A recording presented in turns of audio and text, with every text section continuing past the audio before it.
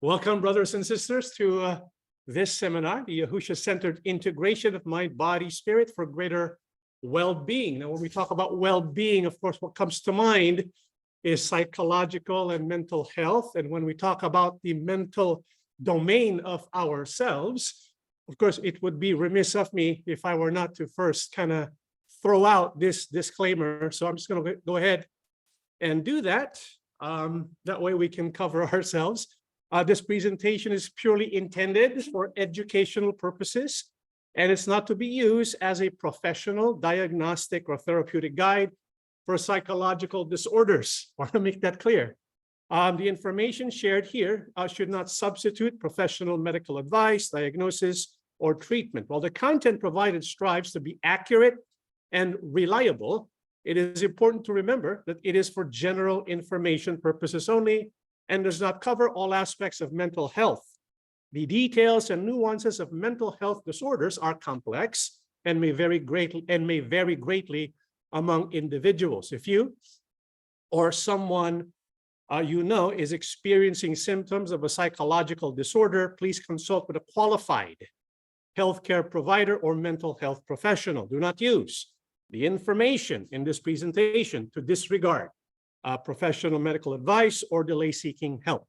The creator of this presentation does not assume any responsibility for any circumstance arising out of the use, misuse, interpretation, or application of any information provided herein. Your understanding and acceptance of these terms is greatly appreciated.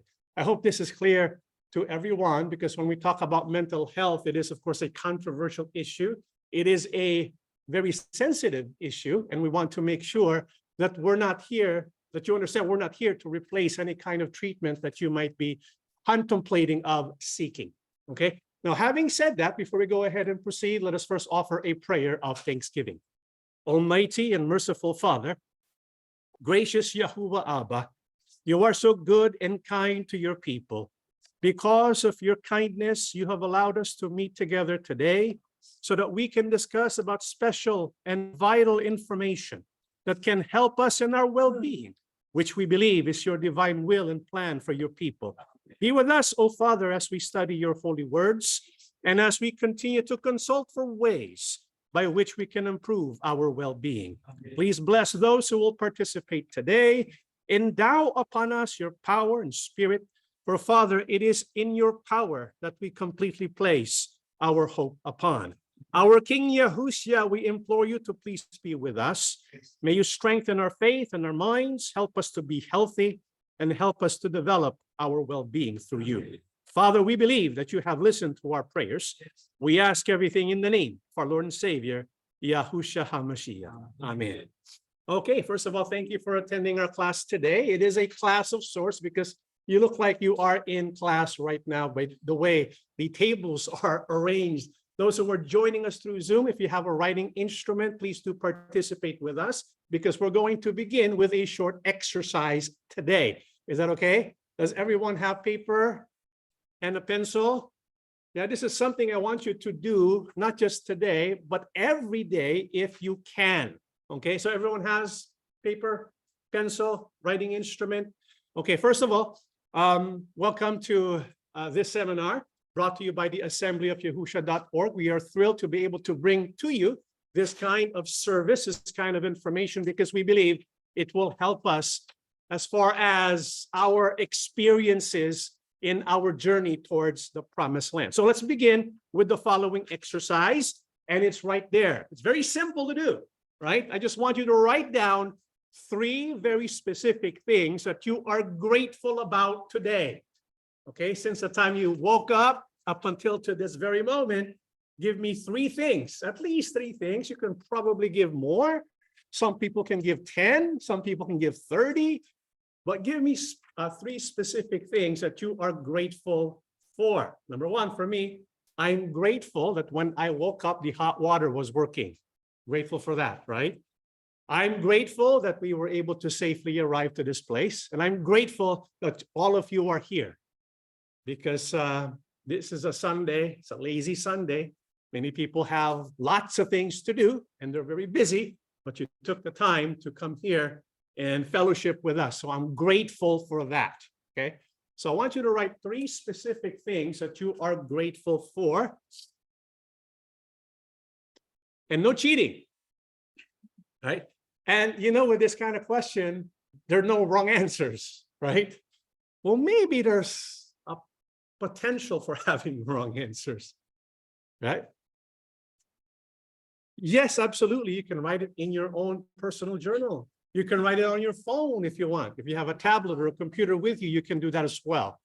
Okay, so long as you process and take the time to kind of identify 3 things that you're grateful for, that you're thankful for. Okay, so I gave you and shared with you my 3 things. Anyone here want to share the 3 things? Yes, Brother Ramon? I had a 9 hours straight sleep. Wow, 9 hours straight sleep.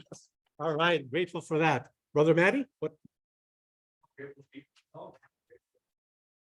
Okay, grateful not to be sick. Okay, he's grateful he doesn't have to go through his allergies today. That is indeed something to be grateful about. What else? Anyone else want to share theirs? Okay, I was able to join the seminar. That's something that we can be grateful for. What else? Sister Jane? Oops. Oh, Sister Carrie?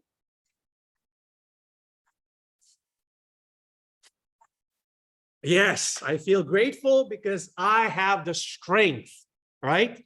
Because sometimes when you wake up, you kind of sluggish. You don't feel like doing anything. You don't feel refreshed, but sometimes you wake up, oh man, this is a refreshing day. I love this day. I'm ready to go, right? Okay, Sister Jane? Yeah, I'm grateful for all the good food that's lined up in the back, waiting for us to devour it as soon as we finish the seminar. Okay, so anyone else want to share? Yes, Sister Sonia. Grateful because I woke up, therefore I'm alive. Okay. Because I'm grateful because I'm able to help the less fortunate, like I'm supposed to visit my friend and could have visited my very friend who partner and I'm grateful of my faith. And I kept thinking what we had that we should ask yourself what Yahuwah wanted to do and what our Father Yahuwah does not want you to do and don't do it. Yeah. They told me to invite it to my friends. I really love that. I really love that. So she's grateful for the guidance that Yahuwah gives her, right? Answering the 2 questions that we raised in the worship service yesterday, right? What does Yahuwah want us to do that we haven't been doing yet? Let's do that. What Yahusha wants us to stop doing that we still do, and we need to stop that. So that's excellent. Thank you so much for sharing that. Anyone else want to share? Yes, Sister Emma. Oh, yes. The grace of God is a powerful thing, and it enables us to do the things that we want to do and can do according to his will. Excellent. And the other Sister Emma. Where's the Emma? The other Sister Emma.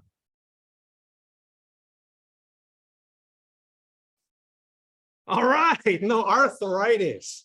That is something to be grateful for. All right. Anyone else want to share theirs? Huh?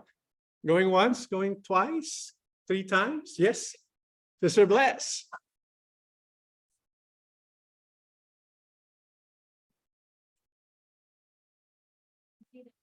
And then he was better, he felt better, and we were all able to come. All right. That's great. So Brother Henry wasn't feeling well, prayed. Yahuwah provided the strength, and now you're all here. And you're grateful. We're grateful because you're here with us today. So praises be to our Father Yahuwah. All right. Now, how was that? How did that feel like when you had to think of things that you're grateful for? What did you feel when you were going through that exercise? Happy? How many here found it difficult? Anyone here found it difficult? How many here find it easier to identify 3 things that they don't like. Yeah, because as human beings, that's our tendency. We have the predisposition to scan the environment for things that are negative instead of finding things which are positive, right? This is why it's a struggle. It's a change in pattern when we purposely look for things that are positive, when we look for things that we are grateful for. And so when we do this exercise, it kind of changes and shifts our pattern, and it will always lead to better well-being, which brings us to the topic, what is well-being in the first place? Anyone here know? What is well-being? What do we mean when we say well-being? When we say it's about being well, what is that all about? I'm sure it has many components, but what could it be? What does it mean for you? Brother Paul, what is well-being to you? Okay, being physically well, right? And being psychologically well, right? Okay, good. What else? Yes, Sister Bless? Positive outlook, Ah. positive attitude, Yes, positive yes, positive outlook, positive energy, positive emotions, right? Everything positive.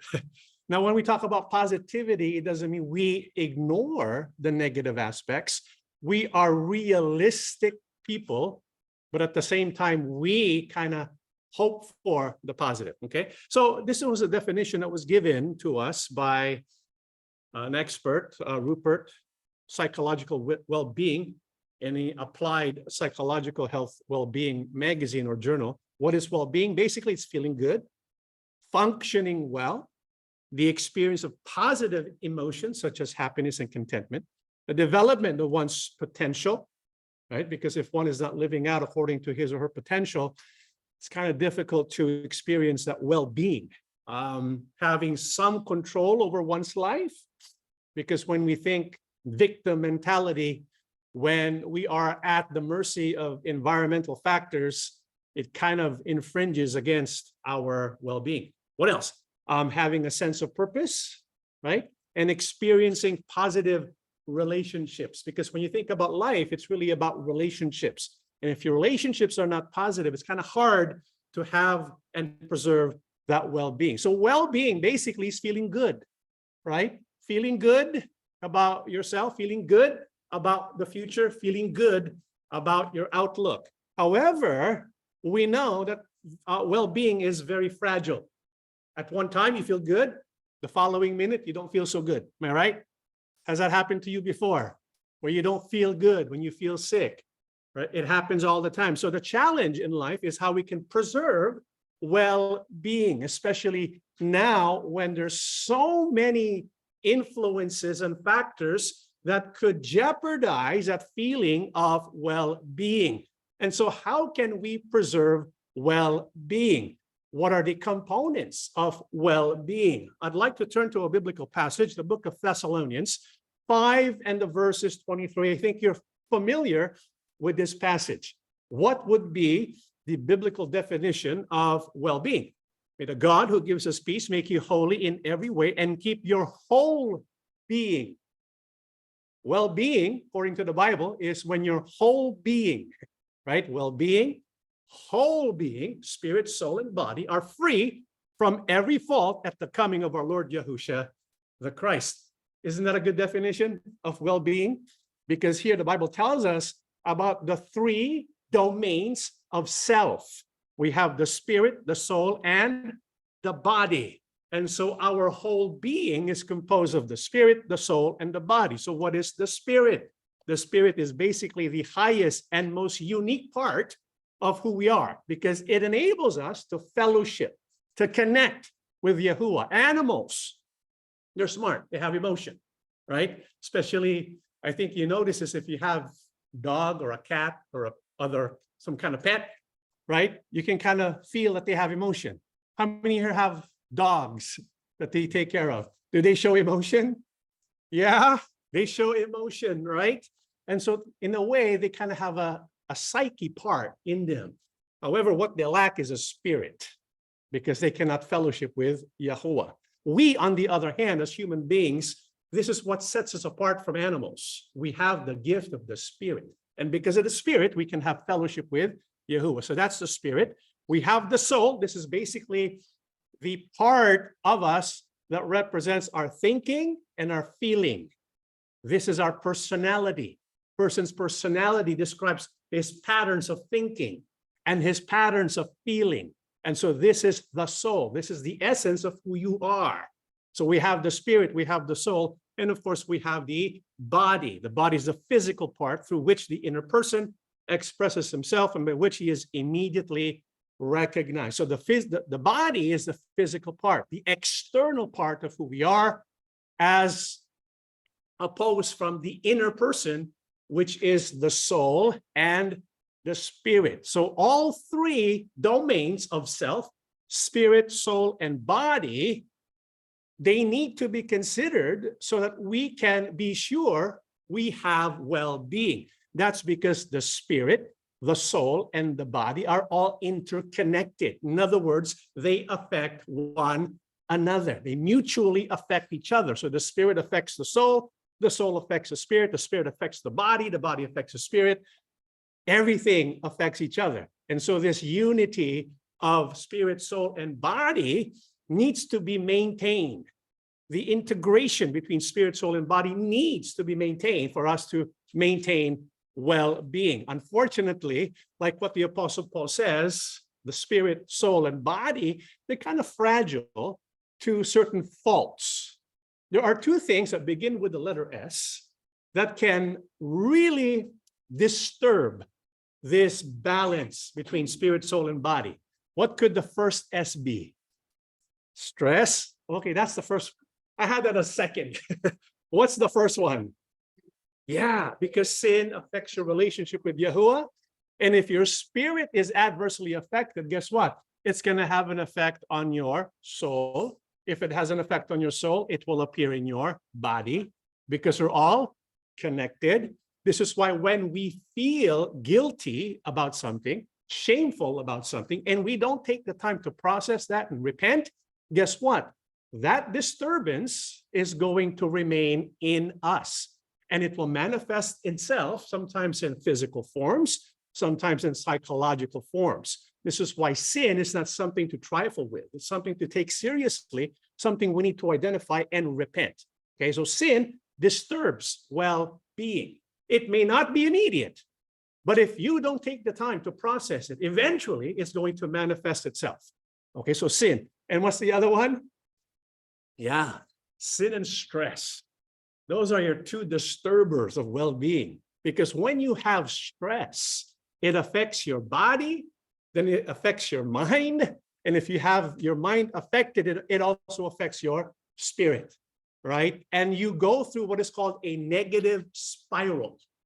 And so what started out as small, a stressor, it wasn't properly addressed. It becomes a lasting negative emotion. It affects the spirit. And so that produces more stress. And so it gets worse and worse and worse, called a negative spiral. This is why we need to address the problem of stress, because according to studies, this is what they came up with, a study by the American Medical Association. They have identified stress to be the number one contributor to why people have diseases and illnesses. Can you imagine? 75% of the reason why people become ill and disease is because of stress. How many here are stressed right now? How many here feel stressed by reading that? You probably are, right? The association between stress and disease is a colossal 85%. 80% of cancers are due to a lifestyle and the stress that they bring to your life. The American Institute of Health estimates that 75 to 90% of all visits to primary care physicians are for stress-related problems. You see, stress, it may be innocent enough, but if it's not properly addressed and processed, it shows up in your emotional life, in your psychology, and it also manifests itself in your body, your physical body. Sometimes people call this psychosomatic disease. They go to the doctor, they feel physical pain or something's not functioning right with their physical body. And so they look at the scans, they look at the medical tests, the blood tests, hormone tests. They can't find anything physically wrong. it turns out is being caused by stress, not a negative emotion that's not processed. And so the body, according to experts, it keeps score. When bad things happen to us, it's called trauma. There are different kinds of trauma. There's trauma that's really heavy, and there's trauma that's really light. For example, you see an accident while you're driving along 101. That's traumatic, right? Because you see someone else get into an accident, but it's completely different if you yourself were in the accident, right? So the different levels of trauma, but all trauma, if not processed, eventually it's going to affect you physically, psychologically, and spiritually. And so stress is something that we need to manage, and it's something that we need to protect ourselves from. There's something called the diathesis stress model of disease. I don't know if you've heard of this model of disease. It basically tells us the reason why people get sick and some people don't get sick is because of diathesis stress. And diathesis comes from the Greek word, which means disposition. Sometimes people talk about the heritability of certain diseases. If your parents, for example, had this disease, you might have it too, right? But not always. This is why in twin studies, there's one twin, identical twin studies. There's one twin who develops a psychological disorder or a physical disorder, but the other twin does not. They have the same genetics, right? And so you would think if one develops this, the other one should as well. But why not? It's because of the stress part. You see, diathesis, it's what makes a person prone to developing the disease, right? And so they have the disease genes, perhaps, but it's not manifested until there's sufficient stress. And so when you are predisposed to develop something, and unfortunately, because of the mutations that have come from many, many generations of living in a corrupt world, unfortunately, sometimes we have some of these faulty genes that makes us predisposed to anger, predisposed to alcoholism, predisposed to certain things that we don't like, right? And what triggers it is stress. What maintains it is stress. So that's the diathesis stress model. So what's the point? The point is, even if you're predisposed to develop a disease, predisposed to develop a psychological disorder, if we protect ourselves from stress, we don't have to be victims of our DNA. As a matter of fact, in our next study, we're going to show you how thinking actually affects the DNA. We're not going to talk about that today. We're going to talk about that next time we have the seminar. But we need to somehow protect ourselves from stress so that we can lessen the impact of the diathesis or our predisposition. So what is stress? Well, stress is a condition typically characterized by symptoms of mental and physical tension.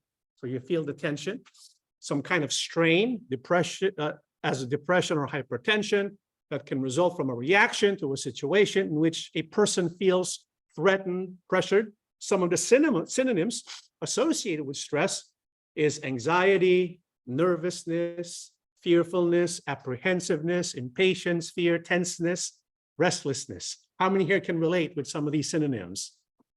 Yeah. Can you relate with some of those synonyms now?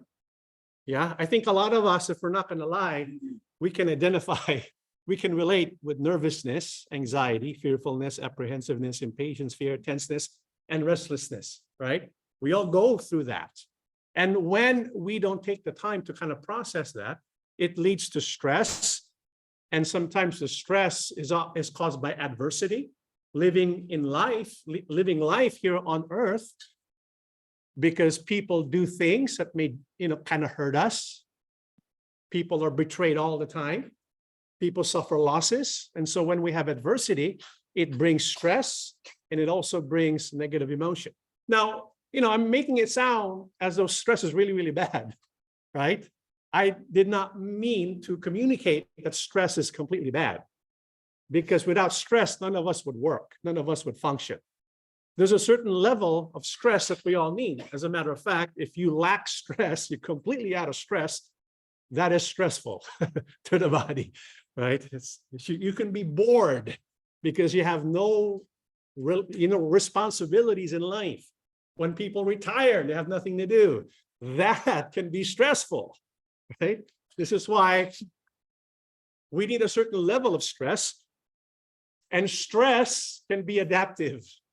Stress is adaptive. You see, the purpose of stress really is to kind of sound the alarm, because we have something in our brain called the amygdala.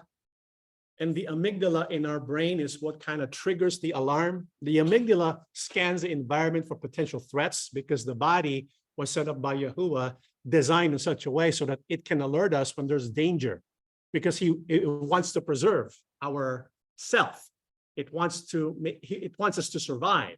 And so we were built with an alarm system. It's called the amygdala. And so it beeps. For example, if you have a house and you have a fire alarm and it begins to beep, what do you do?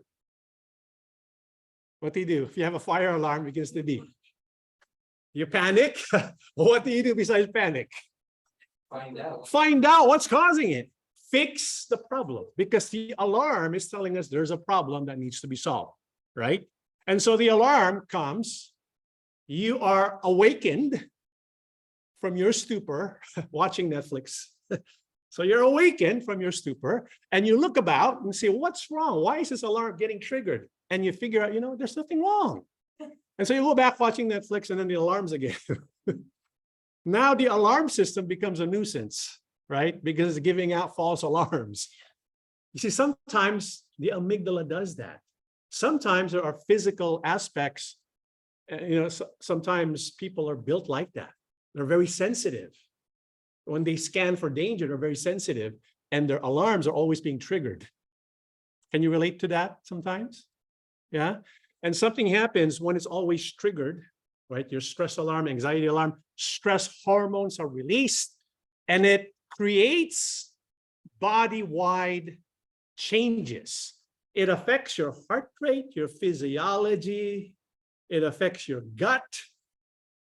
When there is stress, it's good in a way, because when there is stress, it prepares you to protect yourself.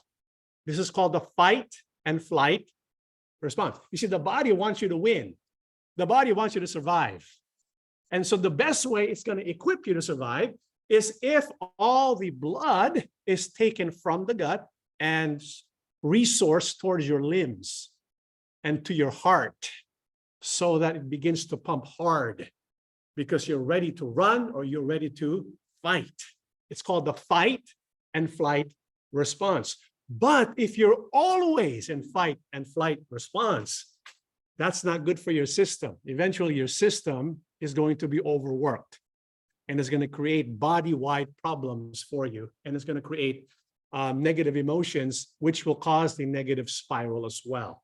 And so when we have the fight and flight response, it is actually being produced and it's being governed or administered by what we call the sympathetic nervous system. We have a nervous system, right? One big part of the nervous system functions automatically, unconsciously. We don't have to think about it, right? We don't have to think about breathing. How many here think about breathing? Do you think about breathing? I'm going to breathe now. Hold on. Just give me 5 minutes to breathe. You don't think about breathing. This is why at night you can sleep and you breathe on your own, right? You don't think about it. It's an unconscious behavior. It's governed by the autonomic nervous system. There are two kinds of autonomic nervous systems in our body. One is the sympathetic, one is the parasympathetic. The sympathetic, well, its purpose is to respond to threats. And so it releases the stress hormones. It causes the pupils to expand. You begin to breathe fast and shallow because you're ready to fight. You're ready to fight. You're ready to run. Your heart pumps faster. Your gut is inactive because all the blood flow is going to your limbs because you got to fight. You got to run, right? This is called the fight and flight response. But if you're doing that for like 24 hours straight, it's not good. This is why when you're experiencing stress and sympathetic responses all over your body, you need to figure out a way to calm yourself down, right? That's the job of the other part of the autonomic nervous system. What is that? The parasympathetic parasympathetic nervous system. Its purpose is to calm you down because you need to be calmed down. Sometimes we don't learn how to do that. Sometimes it doesn't happen right away. And you are in permanent dysregulation. When you're in permanent dysregulation, you feel it sometimes in your body. You feel it also as frustration, nervousness, anxiety. You feel it when you're dysregulated. So when you're dysregulated, what you need to do is you need to learn to calm down so that you can go to rest and digest. You know how you can tell if you are in fight and flight and not in rest and digest? You know how you can tell? Look at your chest, your breathing. If your breathing is from your chest and it's fast and shallow, that means you're not relaxed. You are in fight and flight. Not good to stay in fight and flight when there's really no danger. I mean, if there's like a terrorist right in front of you, yeah, you need to be in fight and flight. You don't need to be calm if there's like a terrorist right there. You can't be like, hi. No, you can't do that. You got to be in fight and flight, right? But if there's no real danger, you have to enter into this parasympathetic state, this calm state where you can digest and rest. This is why so many people try to lose weight, right? But they struggle losing weight. It's because of the stress. Maybe they eat something bad and, oh, I broke my diet. And so they're all stressed out. When you're stressed out, guess what? You're not in rest and digest, right? And so your gut is inactive. So you're not processing and digesting your food. And so it ends up becoming fat and you become lethargic. So it's good and vital to be able to find rest and digest. One of the quickest ways you can do that is by slowing down your breath and deepening your breath. Can we try that? Breathe from your nose if you can. Hold it for a long time, like an hour. Not an hour. Hold it and then release it slowly, right? Deep breath through your nose.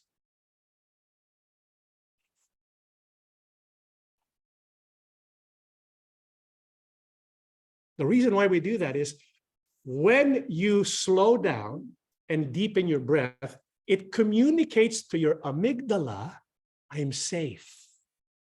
You get it? Because when people are safe, they don't do this. They don't do that. They do this when they are in fight and flight. But if you know you're not in danger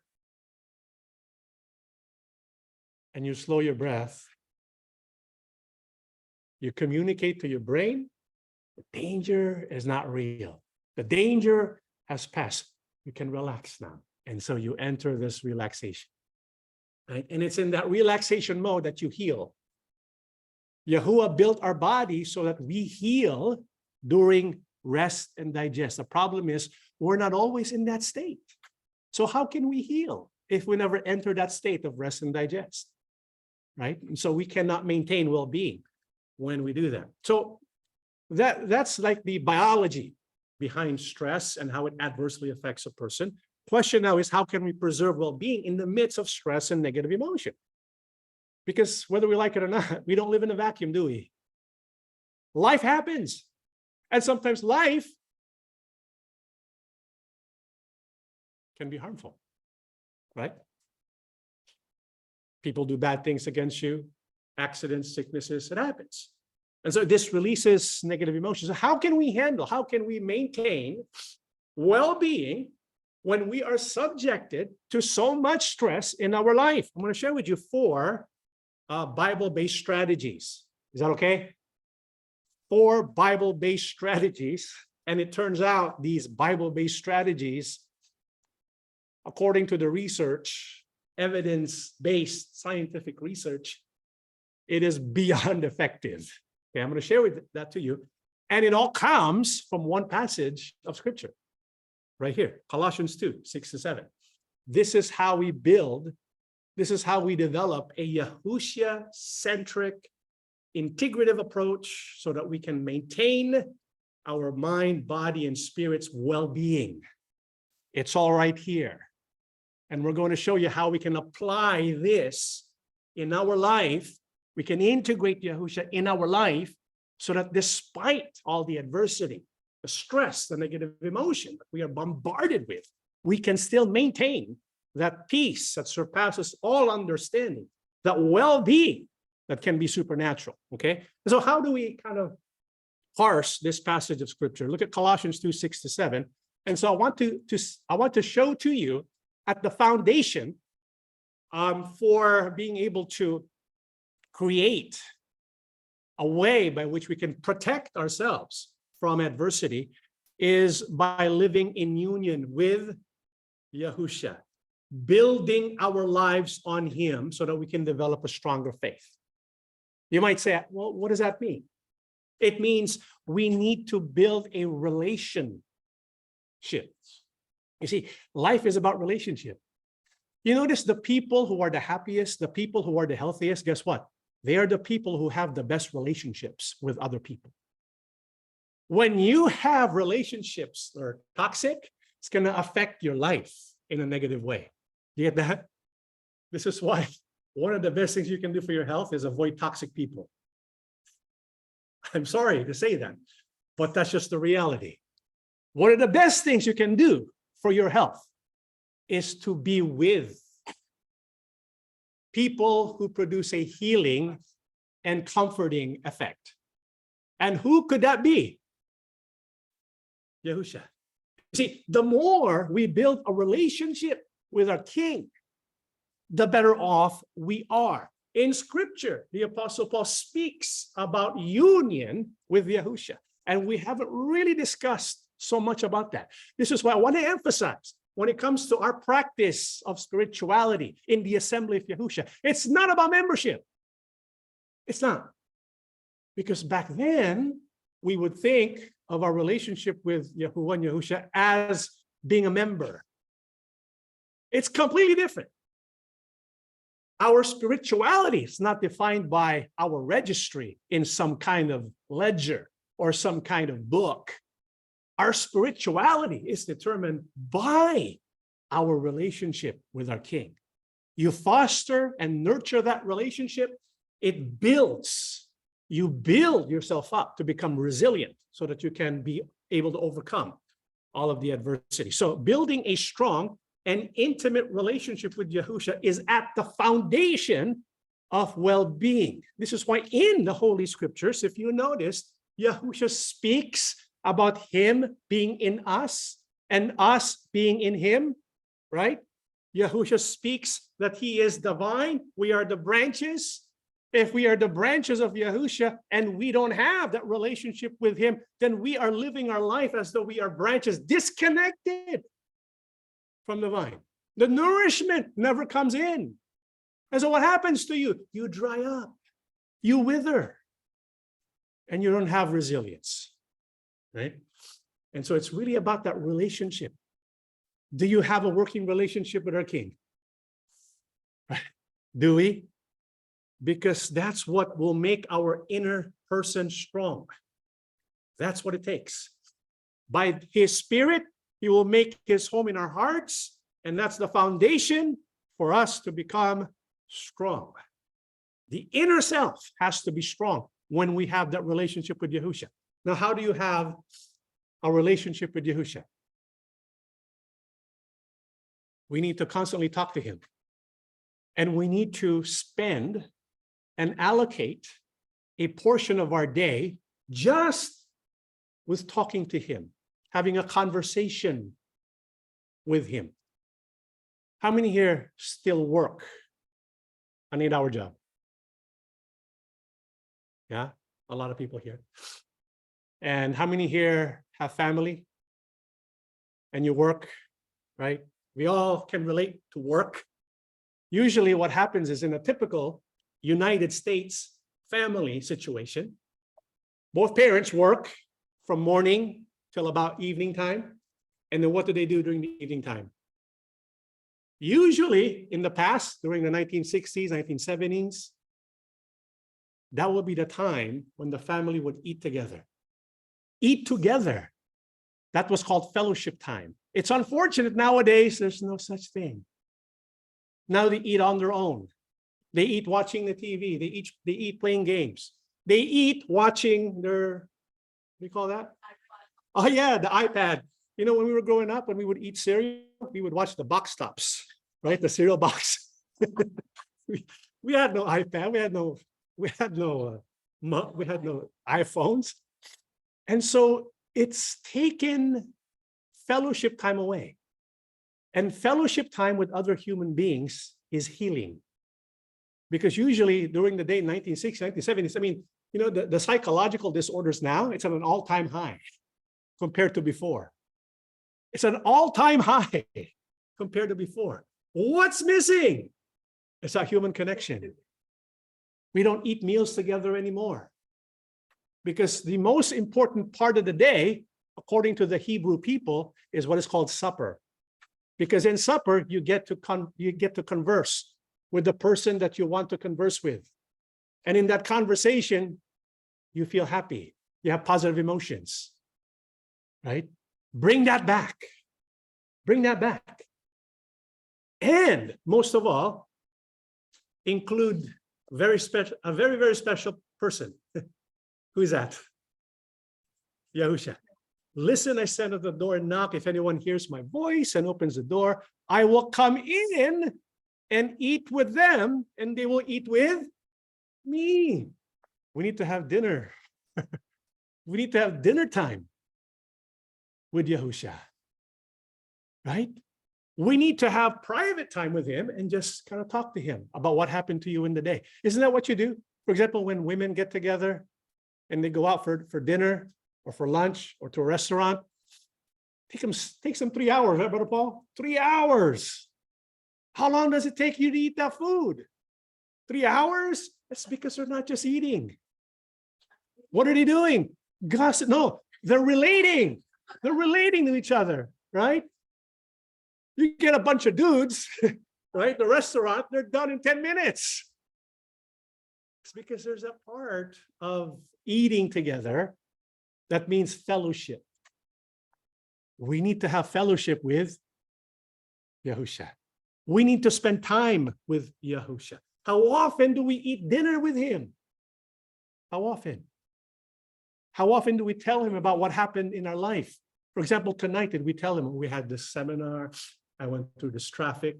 Include him, you know, in the details of your life. And when you do that, you build a relationship with him. One way you can also do that is by regularly practicing biblical meditation.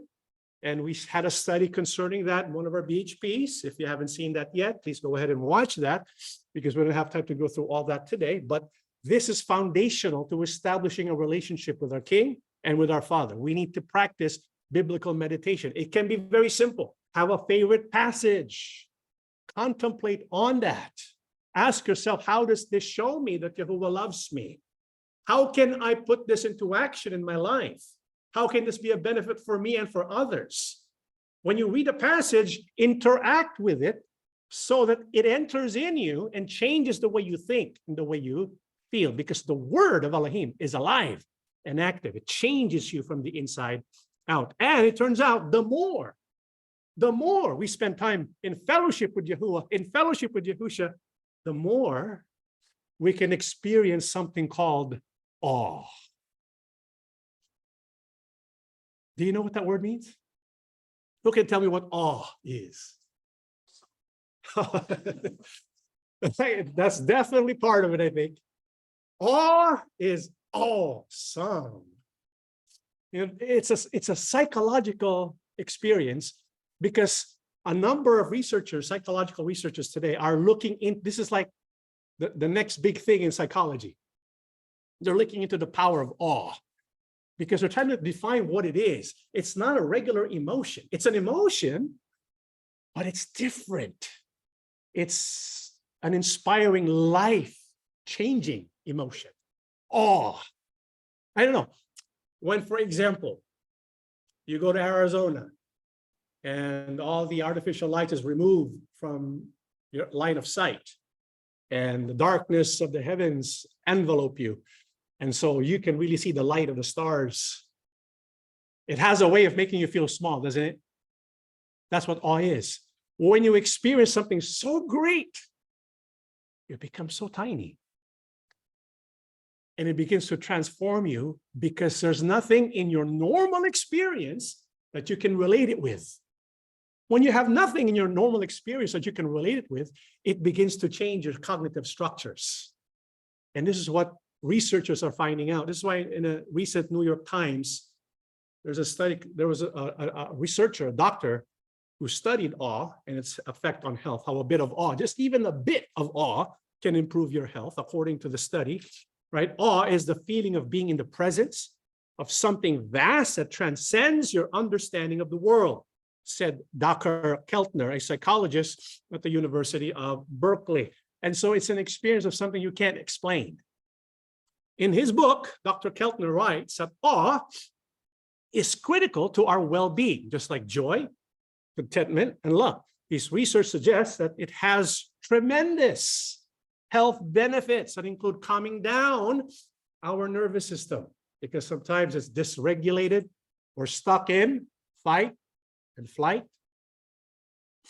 We need to calm down our nervous system, triggering the release of oxytocin, the love and trust hormone that promotes bonding.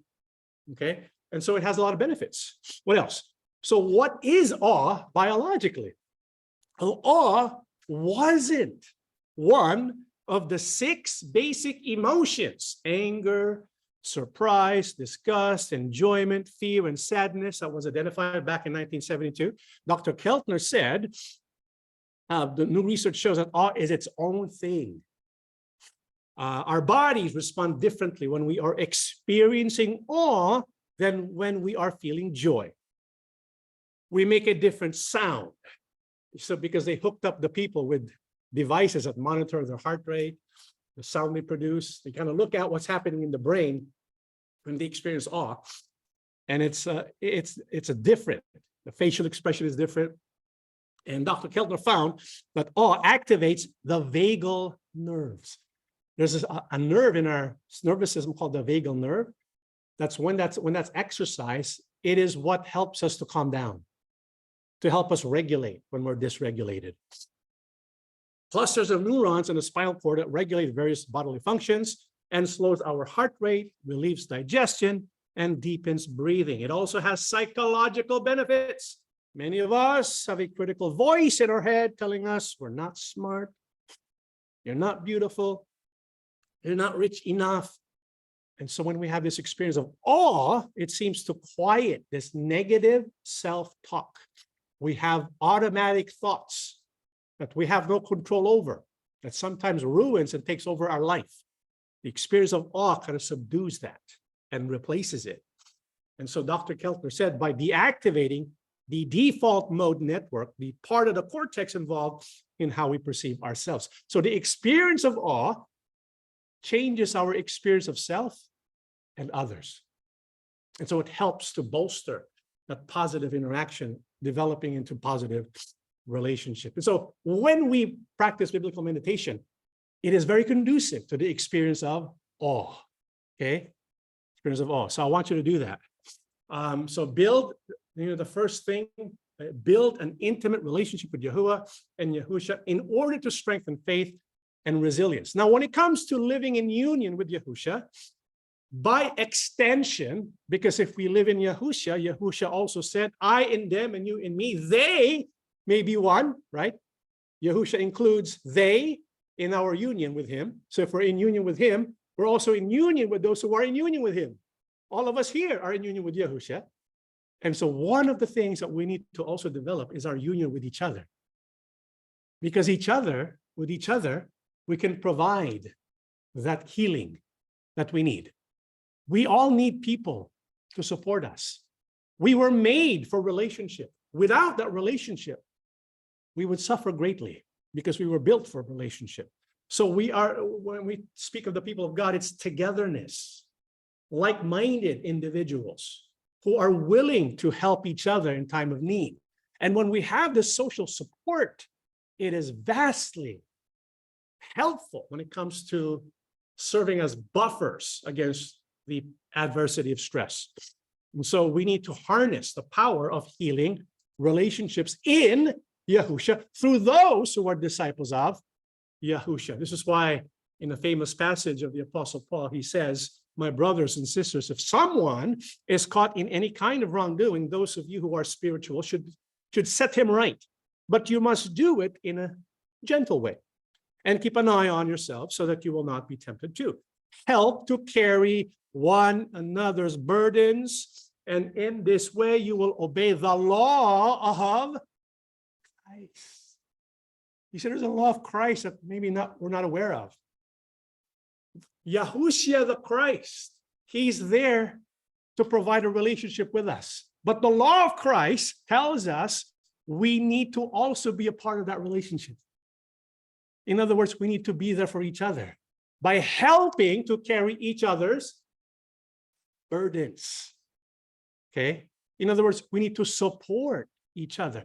And when you have this sense of belonging, this sense of support, it is very, very therapeutic, even more powerful than medications, right? I'm not telling you, stop taking your meds.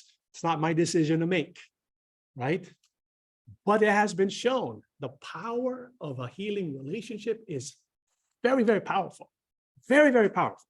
Okay, so, kind of harness that power. And so how can we carry each other's burdens? He comforts us in all our troubles so that we can become a comfort to others. When they are troubled, we will be able to give them the same comfort God has given us. And so what we need to do, what we need to become, is to become a healing and comforting presence for each other. How many here, sometimes when people get into trouble or they're feeling stressed out, or they are carrying a great burden, they look for someone to talk to. Yeah. After you talk with this person, how do you feel? Better?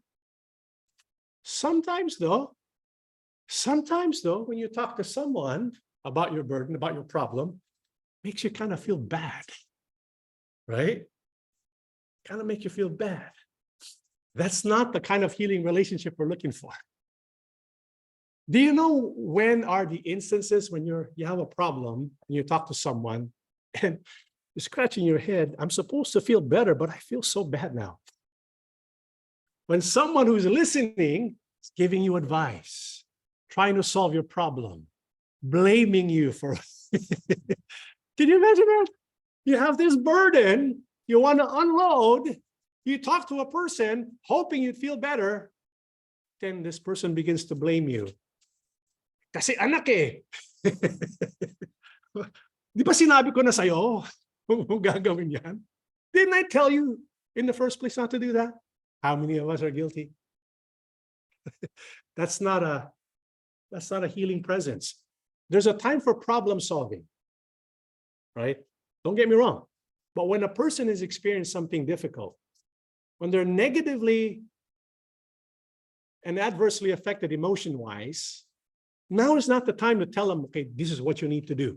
That's a different discussion. What you need to do is pacify them so that they'll be dysregulated. Because at that point, so that they will be regulated, because at that point, they're dysregulated. It doesn't matter what you say to them. You need to make them feel calm. And the way you make them feel calm is by you yourself being calm, becoming a comforting and healing presence when you're talking with them. In other words, this is what I'm saying. We become like a psychotherapist to each other. Oh boy, I'm going to get in trouble again. I'm not saying that you're going to be giving advice, you're going to do cognitive behavioral therapy or dialectic therapy. You're not going to do that, okay? Because the word psychotherapy, do you know what the word psychotherapy actually means? Therapy means healing. Psycho means soul. Soul healing. So psychotherapy is soul healing. And the best way we can do psychotherapy with each other is not with certain tools or strategies or interventions. No. What we need to do is identify first, what is it about psychotherapy that helps people? Because psychotherapy is helpful. According to a study conducted by Wampole in 2010, they conclude that 80% of those who attend psychotherapy become better. Okay, so this person studied all, I mean, it's called a meta-analysis. A meta-analysis is a study not just of one, but several thousands, hundreds of journals. And so they look at all the results and put them together in one study. Okay, and so according to Wampo, when he did all the research on all the past journals about the effectiveness of psychotherapy, he said it's 80% effective, right? Which means 20% is not, right? And so this makes you want to ask the question, well, what makes for effective therapy? Is it about the intervention? Is it the style, the theory that matters? According to a further study of Wampo, when you look at different models of therapy, because there's so many different models of therapy, right? There's behavior therapy, there's cognitive behavioral therapy, there's cognitive therapy, there's psychodynamics, there's dialectic therapy, there's ACT therapy. There's so many different therapies, you're going to be confused. According to this study, it doesn't matter. When you change one therapy to the next, to the other, to the next, there's only 1% variance. In other words, the strategies, the interventions, is not what's producing the healing. It's not. You know what it is? Do you know what's producing the healing when people go to therapy? It's what they call common factors. Common factors for effective therapy. And what are they? The importance. Look at that. What does it say? The importance of human connection with an empathetic and caring individual. So even if you don't know anything about psychology, just being a presence, a healing and calming and comforting presence is powerful therapy already. Did you get that? Right? This is why we need to learn how to be that, right? We don't want to be the presence which makes people feel worse, not better. We want to be the presence which makes people feel better and regulated. And so how do you do that? 3 things: empathize, acknowledge, validate. Okay? How many here know what empathy is? What is empathy? Yeah, you put yourself in their shoes, right? You connect with another person emotionally because you're not speaking to a robot. That's where connection happens. When both of you can connect together at an emotional level. It's going to be difficult to do when you're on the phone. There's so many people today who have many Facebook friends, but they're still lonely, right? 1 million Facebook friends, but they're so lonely. Loneliness is a human problem. So many people suffer from loneliness, even if they have people with them living in their home. Even if they live with their spouse, they're lonely. You know why? There's no emotional connection. We need that. Emotionally connect. That's what empathy is all about. And you have that emotional connection when you don't judge, right? When you allow the person to express what they're feeling and you respond accordingly.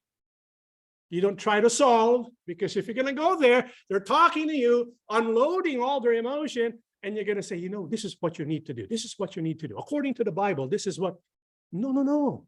There's a time for that, but not then. Okay? So be empathetic. Number 2, acknowledge. We learn to know how to acknowledge. This is a way of letting them know, you know, I'm listening. And so you're kind of paraphrasing what they said to let them know that they're listening.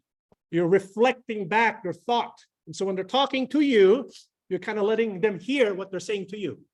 Because sometimes when they hear themselves talk, because when they're thinking, they don't realize what they're thinking about. They're not aware of their thoughts. But when they hear it from another person, they begin to like, I'm in shock. Did I really say that? Right? And so you reflect back what you heard. This is called acknowledging. And the way you acknowledge is, you know, while someone is talking, you say to them, what you're saying is, or they give a remark. So when you blank happens, let me see if I get this right. What you're telling me is that I'm hearing you say, let me give that back to you so we can make sure I got it. In other words, so, right? And so when we acknowledge, we basically are telling the other person, I heard you. And this is what I think I heard you say. You say back. Okay?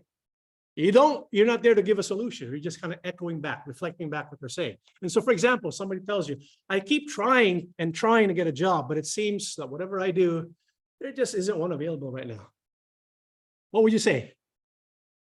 I'm going to say, why don't you try Cali Jobs? Why don't you try, what was that? Indeed.com. Let me go. What would you say for when you want to acknowledge?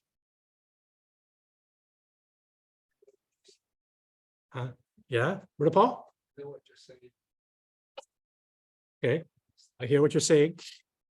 You're working hard looking for a job, but no matter what you do, there's no job to be found right now.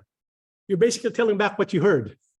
You just want to make that connection that you're listening, because a lot of times many people don't have that experience of someone actually listening. For them, it's like a big change when they have people who actually listen. And the way you tell them you're listening is you're telling them back what they said to you. It's transformational. Try it. Try it to your spouse tonight, right? Well, so what you can say, for example, so you are saying that you're putting a good effort, but nothing is available right now, right? That's basically it. So we empathize, we acknowledge, and here's the most powerful one. Because a lot of times when people go to you, when they need help, they're troubled, they have negative emotion, right? And so what you need to do is validate. Because whatever their emotions may be, it cannot be wrong because they're feeling it. They're feeling it, right? So you validate that emotion because we all have feelings. Sometimes people feel guilty for having them, or they feel bad about the emotion because they think it's not right for them to feel that emotion. You cannot say to a person, it's not right to feel that emotion. I have a minister who told me once that when you're in the graveyard, you're not supposed to cry because you're a minister. It's not right for you to show that emotion. You have to be strong. Wait a minute. Yahusha wept at the graveside, didn't he? Right? You know, we live in a society where it's frowned upon when you express emotion, especially if you're a guy, right? Yeah, we need to really experience emotion, and we need to validate emotion. When we validate a person, we let them know that they have the right to feel what they feel. We validate that. Validating is not judging whether what someone is saying is right or wrong, or you're agreeing in any way, just letting them know that you can see things from their perspective. The value of validating is to have a person release and feel normal. We want to normalize what they're feeling so that will help them dysregulate, or that will help them regulate, I should say. Okay, so possible approaches for validating. You have every right to feel that way because, right? You feel you've been hurt and you're angry, acknowledging. It's no wonder you feel resentful. It's perfectly normal, perfectly natural. It can be very upsetting when something like that happens. Based on your values or your belief systems or the way you saw that, it makes sense that you feel that way. It makes sense that you are feeling that.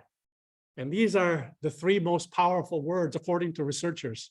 It was Britt Frank, there's a doctor by the name of Britt Frank, who mentioned that this is like the most powerful 3 words a person can say to a person going through anxiety. Because sometimes we have an anxiety attack. The most powerful 3 words you can say to a person who's going through anxiety is this: that makes sense. If there's no other people around, say that to yourself. That makes sense. Because what you're experiencing cannot be wrong. Otherwise, you're invalidating yourself and you add more anxiety. That makes sense. The 3 words, that makes sense, are some of the most regulating words in our language. Okay, so if you're a spouse, your spouse comes to you and they're having some kind of emotional outburst, tell them, just kind of hug them. That makes sense. Don't tell them, well, don't try to solve it for them. Just say, it makes sense, okay?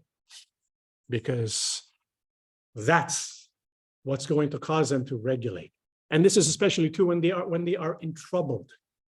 And there's a theory called polyvagal theory. It's a new way of kind of regulating yourself when your nervous system becomes dysregulated, called polyvagal theory. So when you're in sympathetic on the left, you are in fight and flight. If you're stuck in fight and flight, guess what? You're going to sometimes, you're going to feel stressed out. Sometimes your system shuts down, you freeze. And so the best thing to do is to kind of exercise the ventral vagus nerve, which is the social engagement system. You see, the way to come out of sympathetic, the way to come out of fight and flight is this. Ready? When the person feels safe. Do you get that? When a person feels safe because of human connection, that person snaps out of the fight and flight and sympathetic response of the human body. And how can you make a person feel safe? By being a presence, a calming presence. You see, when it comes to our systems, our bodily systems, it responds with the presence of other people because we have what are called mirror neurons. This is what allows us to kind of feel what the other person is feeling. When an angry person is talking to a person, if you've talked to an angry person, how do you feel? You feel angry. You feel angry, right? When an angry person is talking to you, you feel angry. Your mirror neurons are copying the other person's neurons. And so you are connected with anger. Okay? And so that's because the angry person's nervous system is angry. And if your nervous system is regular, but then you come across with this very powerful angry person, your nervous system also becomes angry. They kind of fuse together. And so when a person is dysregulated, his nervous system is dysregulated, you, who wants to be a healing presence, you need to approach the situation with what? Calmness, right? So that you cause their nervous system to shift. You cause their nervous system to become regulated. Because if you have too angry, you're stuck at angry. If you get too sadness, you're stuck at sadness, right? So you want to make this person feel safe, right? And so you do that by being a calm presence, by saying, it's safe now, I'm here with you. It makes sense that you're feeling that way. Your tone of voice, your facial expression, it is more powerful than the actual words. The tone of your voice, the speed of your voice, your breathing, even your breathing. Because the unconscious picks up on that. And so when you're facing a person who's dysregulated, you gotta deepen your breath. Calm your breath. Slow your breath. And it will help the person kind of follow you. So you become the leader. Okay? So you kind of connect and then lead. Pace and lead. That's what we need to do. One of the most powerful ways that you can make a person feel safe, you know what it is? The most powerful way that you can make a person feel safe. Okay, that's one powerful, but it's not the most powerful. It's not the most powerful. This is more potent than any word you use. Facial expression is more powerful than words, but it's not the most powerful. Sister Rosalie? Okay, okay. Eye contact is powerful too. Who said that? Touch. Do you get that? It's the power of human touch. Babies who are not touched, they're going to die. They need touch. We were built for embrace. We were built for touch. Many studies that have been conducted show this. The healing power of touch. That's the missing link. This study was conducted because of, the anxiety, the worry that many people feel because of COVID. COVID messed up so many people's lives. It does, it has, right? So how do you restore that? It begins with human touch. Because when you touch a person, it has an effect on the human body. The benefits of touch last far beyond childbirth. Because according to this study, throughout our lives, a whole range of physiological, biochemical reactions happen when you touch another person or someone touches you, particularly when it moves the skin. When you do that, you're stimulating pressure receptors, and those receptors send neurons that go to the vagus nerve, one of the 12 cranial nerves. Those that start in the brain, the vagus nerve, helps slow down the central nervous system, putting your body in more of a resting state, which helps lower the stress hormone cortisol. It increases also our natural killer cells, which can strengthen the immune system. And so the power of touch is real. It produces a biochemical response. It also increases the hormone oxytocin, which also calms you down, make you feel loved and safe. When you're touched, you feel safe. Of course, when you're going to touch someone who's not family, you need to ask for permission, especially nowadays, right? You're a therapist and you have a client who's crying, you touch them. I feel your pain, things like that. You might get sued, right? But this happens all the time. I mean, this is a true story. Just this week, someone I cared about, she had an outburst. She just started losing it. And she just started crying for no reason. And so what I did, I took her by my side and I just embraced her. I didn't say anything. I didn't try to solve it. And I told her, you're safe now. And then I told her to slow down her breath because you're breathing from the chest. Slow down your breath.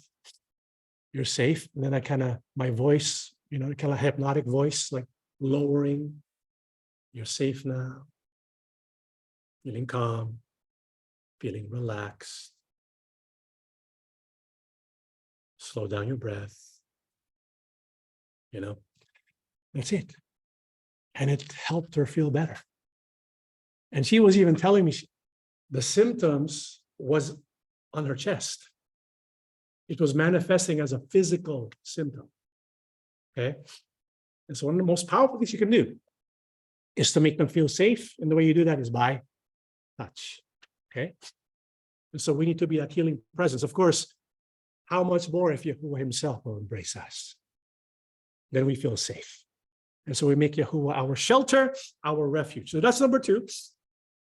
Have people in your life whom you can count on to be a healing and comforting presence, become a healing, and also you yourself become a healing and comforting presence so that we can all be there for one another, so that we can support each other. So that's number 2, right? What's number 3? How can we protect ourselves from stress? In Colossians, again, we go back because this is rich and it's so packed with good strategies. Be filled with thanksgiving. How can you be filled with thanksgiving? Apostle Paul said, rejoice in the Lord always. So again, I will say, rejoice. Here's Apostle Paul. He's in jail. And what does he say? Rejoice. Can you rejoice in jail? I mean, if you're in jail and you're scanning your horizon, your environment, what do you see?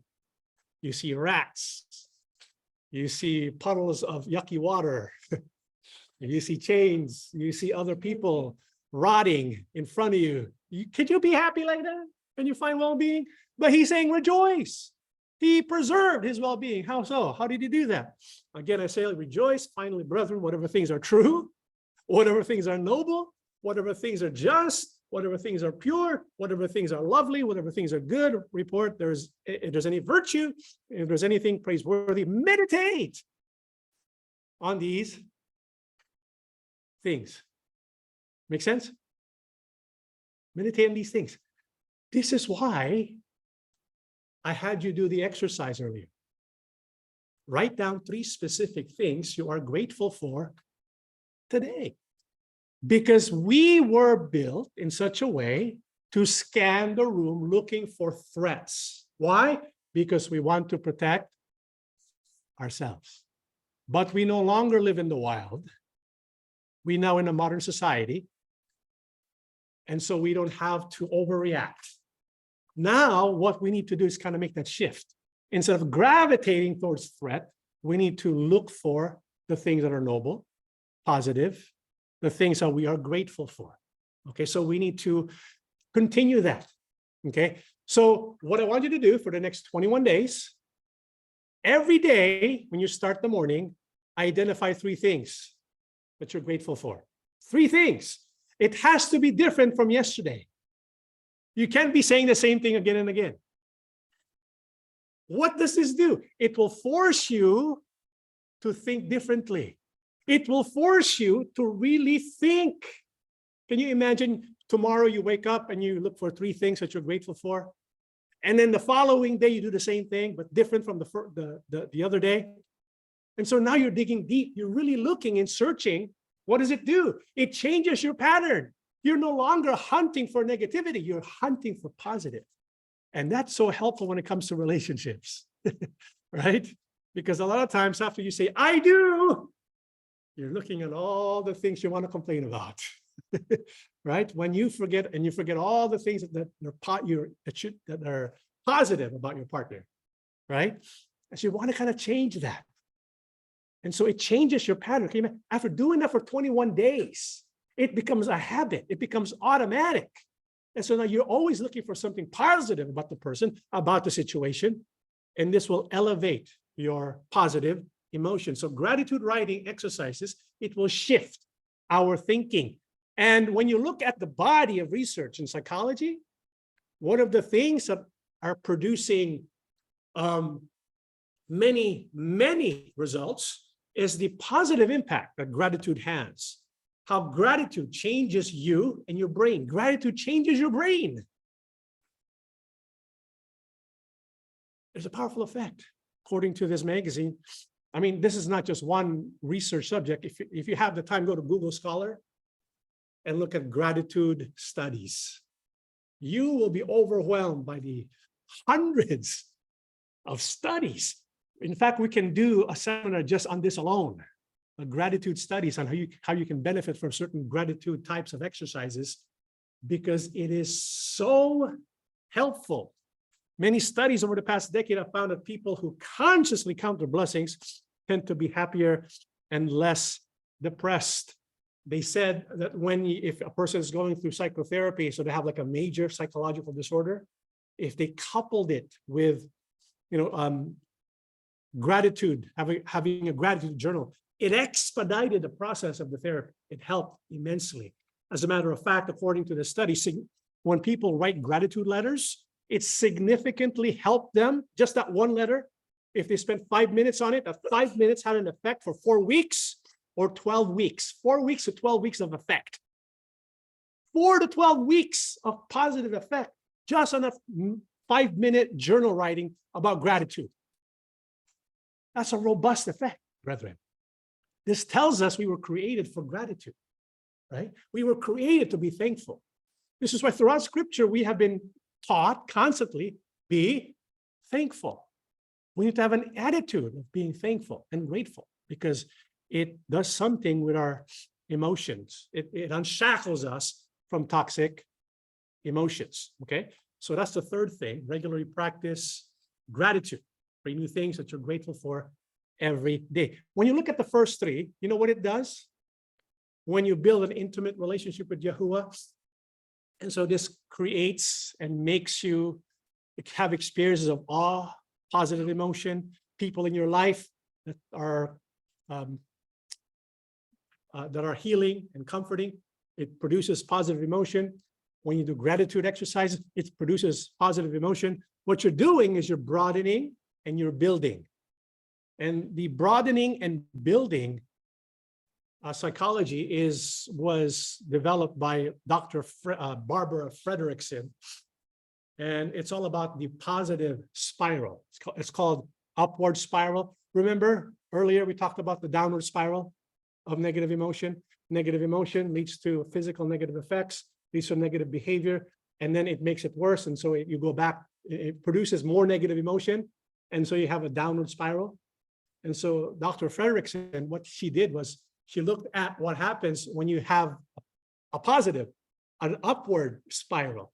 And what she discovered is when people experience positive emotion, like happiness or joy or gratitude or thankfulness, when they feel happy emotions, when they feel positive emotions, it actually creates or broadens their thinking. It makes them flexible in their thinking. The reason why many people, they suffer from psychological disorder is because of concrete and fixed thinking. When you loosen that up, you make it flexible. You have developed cognitive flexibility. That happens when you are constantly experiencing positive emotion. And this leads to a building effect. You build enduring personal resources, social support, and what is called resilience. How many here have heard of the word resilience before? Yeah, Brother Matty, what is resilience?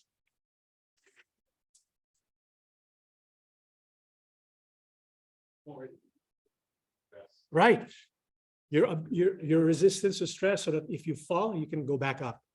It's your ability to bounce back, right? That's resilience. Because we're all going to fall sometime. We're human beings. But there are people, when they go through adversity, you notice, instead of suffering from PTSD, they experience the opposite, the Batman effect. They become better. Post-traumatic growth. Not post-traumatic disorder, post-traumatic growth because of resilience. Because the person was able, over the long haul, over the long term, developed positive resources within. And so this leads to enhanced health. It leads to more positive emotions, and you have an upward spiral, right? And so when we look at Colossians 2, it's about building with Yahusha. Building with Yahusha, building with Yahusha's disciples, and then building with thankfulness and gratefulness. All the positive emotion will lead to upward spirals that will build us, make us more resilient so that we can face adversity, because we know adversity will come, right? And so we're almost done. I don't know if we're going to take this last part, number 4, but maybe you brothers and sisters. So this is the second part. The first part, we talked about building positive emotions through our relationship with Yahusha, his disciples, right? And building through the upward spiral of being grateful and thankful. And so this will help us to be strengthened in our faith. There's a passage in scripture that kind of mirror that. That's when our King Yahusha told us that we are to build not on top of sand, but on rock, right? Yahusha is the rock. And so we belong to Yahusha. Now we have to build positive experiences with Yahusha so that when the storm comes, we are resilient, right? We will remain standing. And so we know adversity will come. We know the storm will come. So this will take us to number 4. The last strategy, the 4 Bible-based strategies we're talking about to help maintain our well-being. We're going to go now to number 4, which is reactive or responsive to adversity. Sometimes adversities come which are life-changing, right? Maybe a life-threatening disease or something, or an accident, you lose a limb or something. Sometimes it happens, right? It's really life-changing.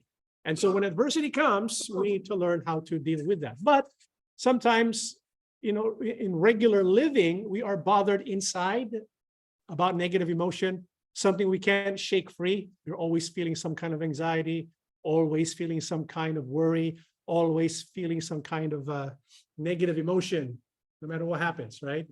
It stays there no matter what you do. And so there was a therapist by the name of Britt Frank, working with thousands of clients, had this to say about what could possibly be happening inside that person or inside many people like you and I, okay? And this is what she said: beneath the anxiety, beneath the depression, beneath the relational dysfunction, beneath the toxic habits and the behaviors that people experience, if you go down deep enough, you will discover a pool of grief that has been sitting there patiently waiting. In other words, what she's saying is, inside every one of us comes all this unresolved pockets of grief that we have not processed. We typically process grief when somebody dies, right? When somebody dies, we go through the grieving process. When, for example, someone that you love passed away, we go through the ceremony of going to the funeral, going to the wake. We say our last words. What do you call that? We do a eulogy, right? And then we go to some restaurant and you eat together, right? And so you go through a process of grieving. And so whenever a person goes through a process of grieving, it helps them cope better. And it helps them eventually come out of stuck. Because sometimes grief has a powerful effect on a person and it gets them stuck. And so they're unable to move on. They're unable to grow. They're unable to live their life. And of course, the person who passed doesn't want that to happen to you. They want you to move on. They want you to grow. They want you to continue living. Okay. And so we do that when somebody passes away. But there's so many instances in our life, small things, big things, that we need to grieve about. Because we need to apply the grieving process, not just when somebody dies, but when we suffer loss of any kind. Like, let's say, for example, you lost the job. Let's say, for example, you lost a relationship because somebody had to move away. Let's say, for example, your kids move from your house and you have emptiness. Let's say, for example, you had a dream and it's shattered. Maybe you were hoping to graduate, you had to quit school. All of these adversities, all of these negative emotions, we have to take the time to grieve. But nobody has taught us how to grieve, right? How do you properly grieve? Does anyone know? I mean, what's the process of grieving? How can we productively grieve? How can we go through a terrible experience of loss and adversity and still be able to come out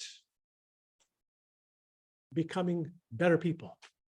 That's what we need to learn. We need to learn how to grieve, lament, loss, adversity, so that we can maintain our well-being. So we need to learn how to process negative emotion.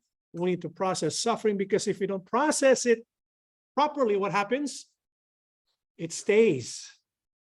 It becomes pockets or pools of grief, and it's projecting to your physical well-being, your psychological well-being, and you don't even know where it's coming from, right? And so we need to properly address that, because if it's not processed, it's going to find a way to manifest itself, and sometimes you're not going to like how it's going to manifest. And so we need to take the time to process it. So how do you do that? How do we properly process negative emotion and suffering? Apostle Paul tells us, keep your roots deep in Him. Remember, we've been talking about Colossians, about building, right? Building the upward spiral of positive emotions that come from a thriving and intimate relationship with our King and His disciples. We're talking about that now. What we need to do is deepen the roots that we have in Him. So how can we do that? This is how we properly grieve. This is how we properly process suffering, when we develop deep roots in our King Yahusha. So how can we grow deep roots into Yahusha? So what I call the Yahusha-centered grieving process. Okay, what is that? What is the Yahusha-centered grieving process? Well, we know, because we are children of God, when we are deeply rooted with our King Yahusha, if we want to process our suffering, there's something we need to do first. What is that? Romans 8:17, since we are His children, we will possess the blessings He keeps for His people. And we will also possess with Christ what God has kept for Him.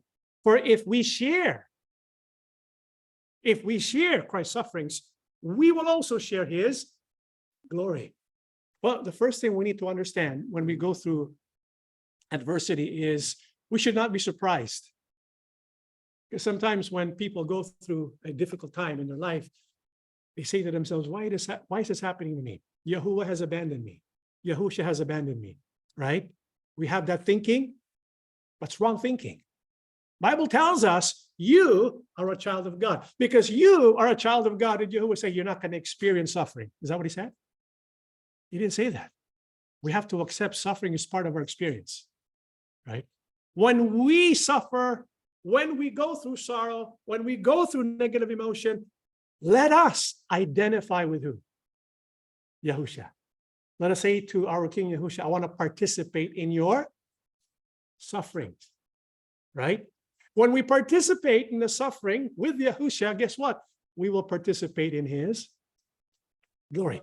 So we're going through a time of adversity. How can we turn that suffering into glory? And so that's the process. That's the grieving process. It begins with suffering.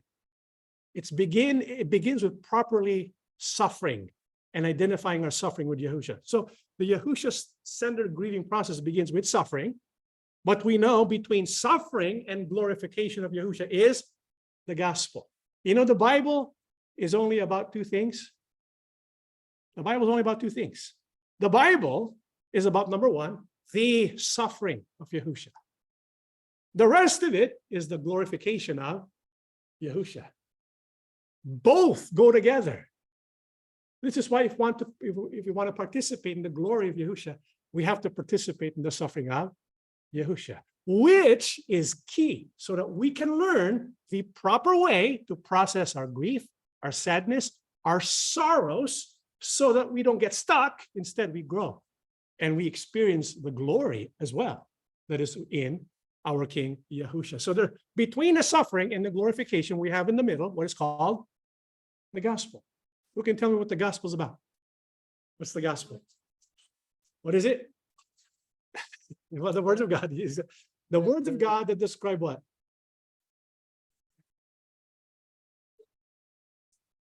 What is it? The death, the burial, and the resurrection of our King Yahusha. So we begin with suffering. And so Yahusha died, he was buried, he was resurrected. There you have, folks. That is the process of grieving right there. That's the process. That's the step-by-step process of how we can deal with our adversity, with our suffering. The Yahusha-centered grieving process. It begins with suffering, which means working through the pain and grief, feeling the emotion of the loss, adversity. You don't deny it, you don't repress it, you feel it. You feel it head on. You cry.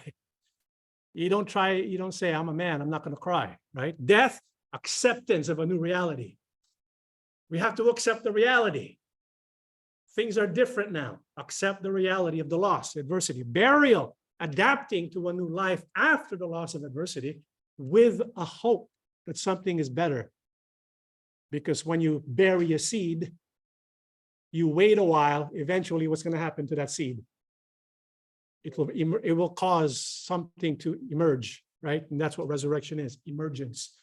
An emergence of a new hope, a new glory, a new opportunity. So that's the process of grieving. We can grieve many things in life, any kind of loss, any kind of adversity. In fact, if you feel any kind of negative emotion and go through the process, you can go through it quickly. You can go through it methodically. You can go through it like you can take your time. I mean, the longer you take your time going through it, the better it is. When you're going through this process, it's better to talk to a person who is validating, right? Someone who can validate you when you're going through this process. But if you can also do it alone, but it's very vital, you write things down. Do you get that? There's a power in writing things down. When we write things down, it makes it official in our brain. When we write things down, the mind lets go of it. And so it's not taking cognitive real estate. Because if you don't write things down, it stays in the mind and it clogs things up. Because the mind has limited resources, just like in the world, there's limited space. There's limited space in your house.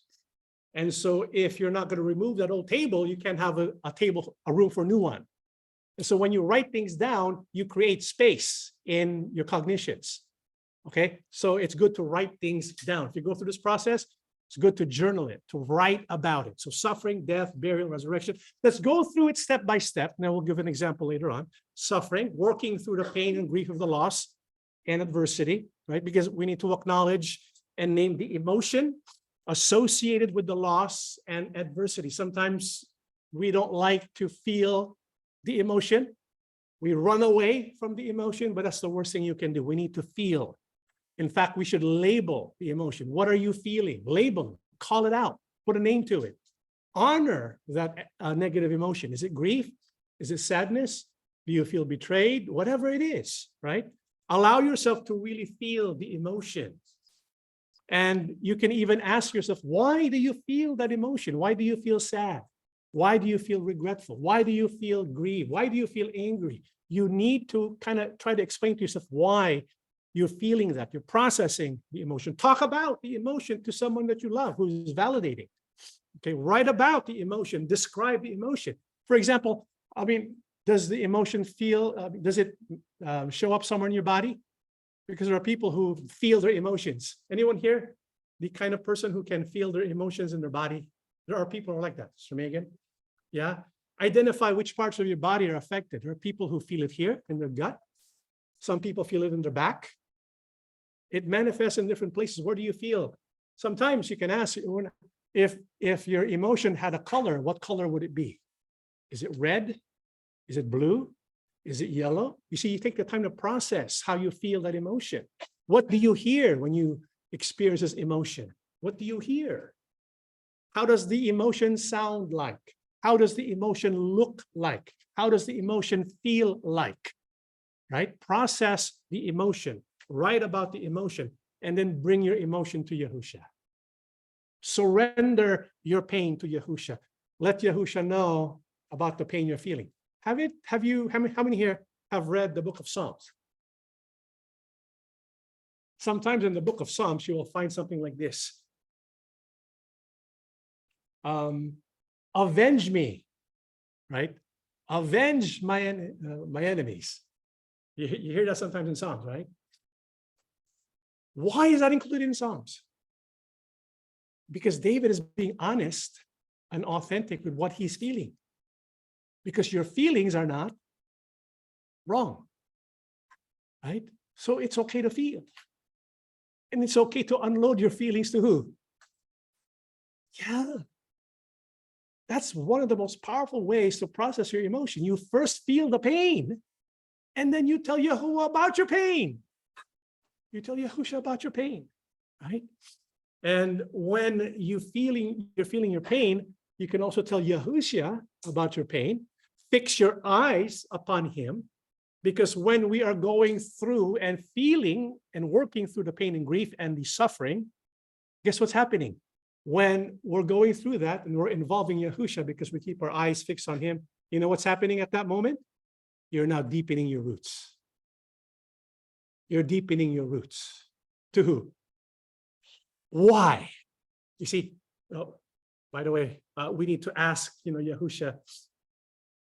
This is one of the most wonderful ways that we can integrate Yahusha when we go through adversity. When we go through adversity, remember, keep this in mind. These are entry points.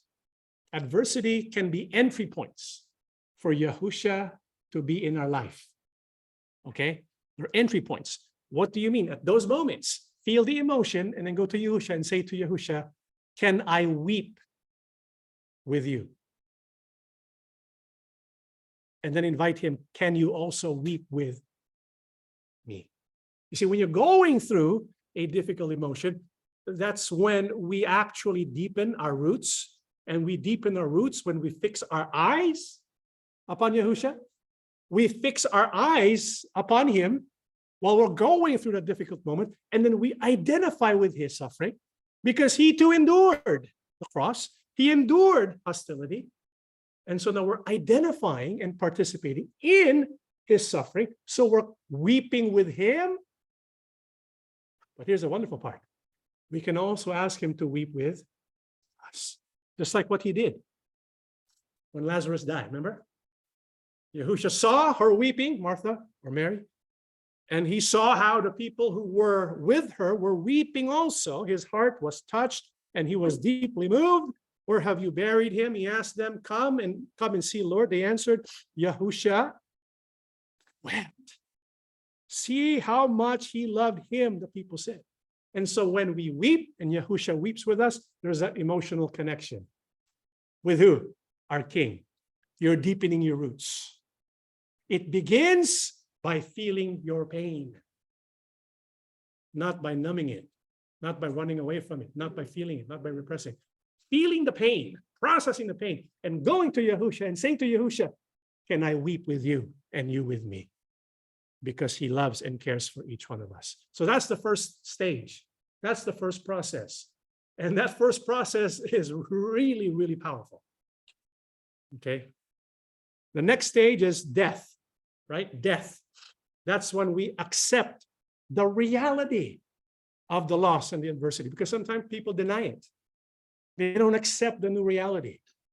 And so they say, you know, this is,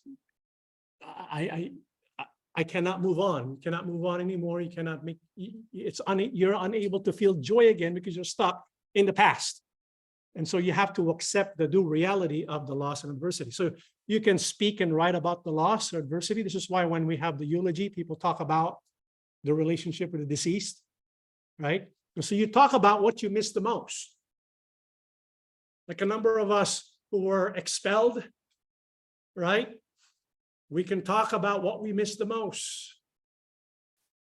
The potlucks, the sports fest, the meeting together at the parking lot, talking about the playoffs, having time together, eating, social life, right?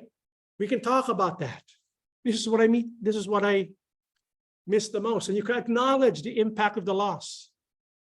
Because a lot of us did not take the time to process when we got expelled. We didn't take the time to really process that, right? You can.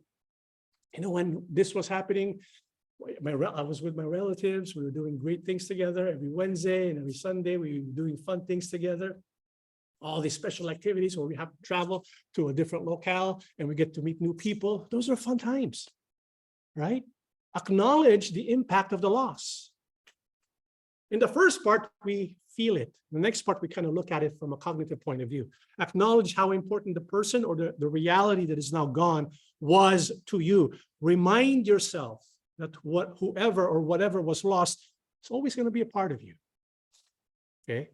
Yes, it's, you know, it's accepting the new reality, but whatever it was before the new reality set, it's going to be a part of you forever.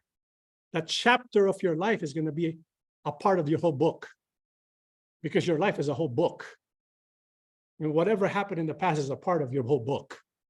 Okay. But it's time to go to a different chapter now. And so we have to accept the reality of the loss. And one of the best ways to really, really kind of accept the loss, thank Yahuwah, thank Yahusha for the experiences that you had before the loss or the adversity took place. You're thankful. Thank you, Father. Thank you, Yahusha, because, you know, of all this, the time I was able to spend with this person or the time I was able to spend in this job. Thank you. And so you accept the new reality. At the same time, you're thankful for what you experienced. And there's a part where we can ask Yahusha, what do you want me to learn in this? You process everything. What do you want to teach me? Right? And so we kind of give it to Yahusha now. What do you want me to learn? What do you want to teach me? So we're processing the emotion. We're processing the cognitive part. Then we go to the third part, burial. This is where we adapt to a new reality after the loss or the adversity. Because, for example, you know, someone has died, you lay him in the grave. We are in a waiting process. I mean, it's still going to be very painful. And like what they say, the pain can never really go on this side of reality, right? And so it's true, but we need to learn how to cope. We need to learn how to adapt. And that's what burial is all about. Adjusting to the new environment after the loss, after the adversity. What boundaries need to be implemented? Because remember, this is coming from stage number 2, where you ask Yahusha, what can I learn? What do you want to teach me? And so perhaps part of the learning process is creating new behaviors or new relationships or new boundaries. And we have what is called active waiting, because in this stage, we're not going to tell you you're going to feel good. Whenever you go through adversity, it's never going to feel good, right? it might take a while before you emerge out of that feeling of gloom. And so you're waiting. But while you're waiting, you're actively doing something. You're engaged in adaptive behavior. Fix your eyes upon Yahusha and wait for the fruit of having your roots grow deep in him. Because when you plant something and it's buried, you don't see anything. But just because you don't see anything taking place doesn't mean there's nothing's going on, right? Something's going on underneath that earth. And pretty soon you're going to see the fruit of what was planted and buried, right? And so you wait patiently for what's going to emerge. And so you ask Yahusha, how do you want me to adjust?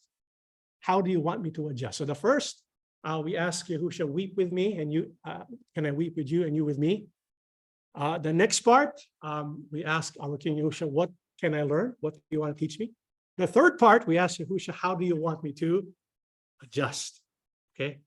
And a lot of times when it comes to adjusting, we need to do that because we don't always get exactly what we want. Just like the Apostle Paul, right? Each time he said, my grace is all you need. My power works best in weakness. So now I am glad to boast about my weaknesses so that the power of Christ can work through me. That's why I take pleasure in my weaknesses and in insults, hardships, persecutions, and troubles that I suffer for Christ. When I am weak, then I'm strong. Here, Apostle Paul is grieving, and what he's grieving is the thorn in his flesh, the adversity that it gave him. And so he asked the Lord 3 times, take it away. Well, what did the Lord say? Nope. The Lord said, my grace is sufficient for you. When you're weak, I will give you strength to overcome it. Right? And so he had to adjust. He had to adapt.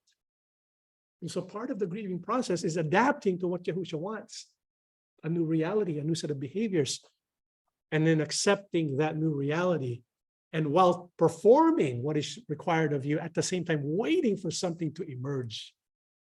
Because remember, when we take things to Yahusha, he will do something with our adversity every single time. You bring something to Yahusha, he's going to transform that adversity. And this is where the third stage comes in. The fourth stage, the final one, emergence.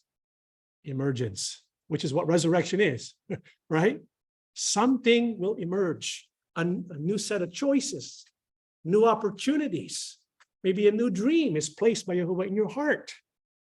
How can you use the loss, the adversity that you suffered to glorify Yahuwah and Yahusha? Because we can do that. That's what he wants us to do. You went through suffering, you've suffered loss.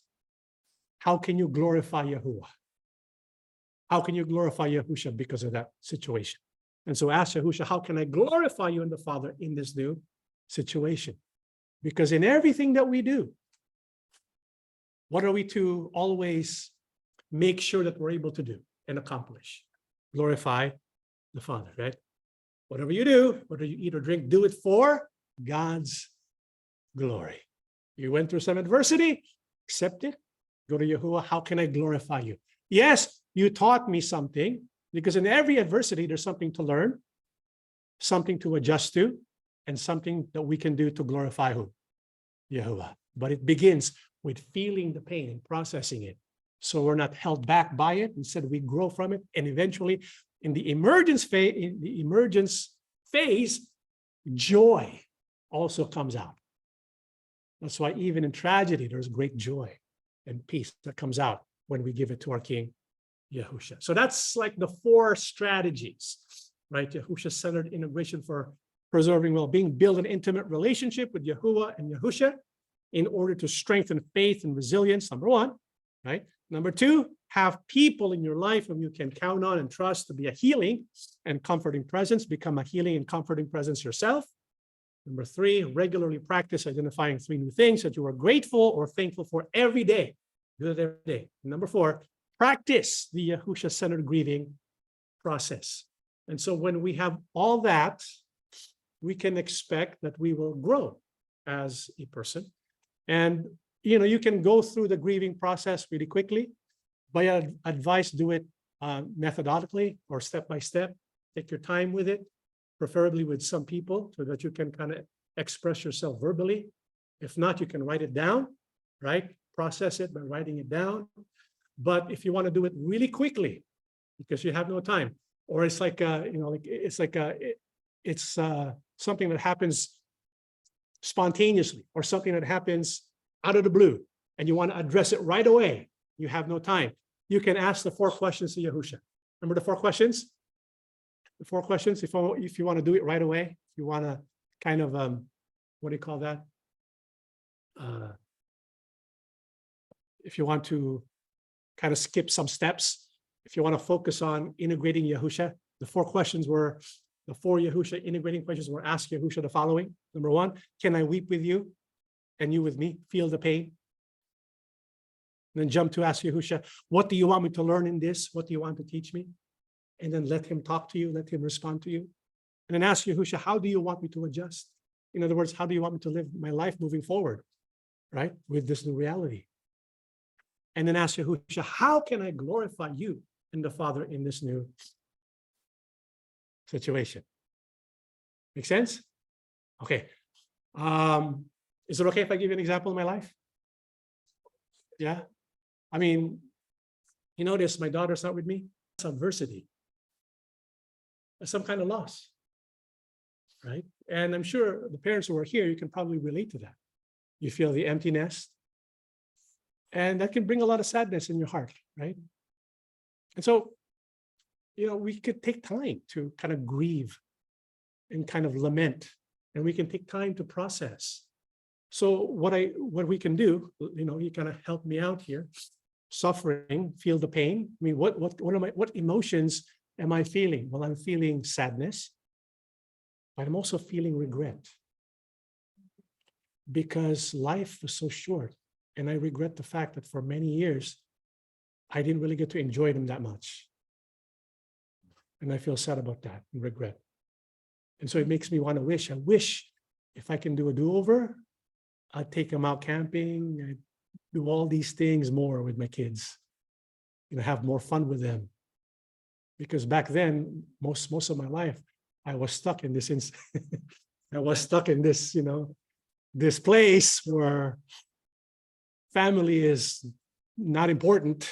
It's not that important. What is more important is duty for me.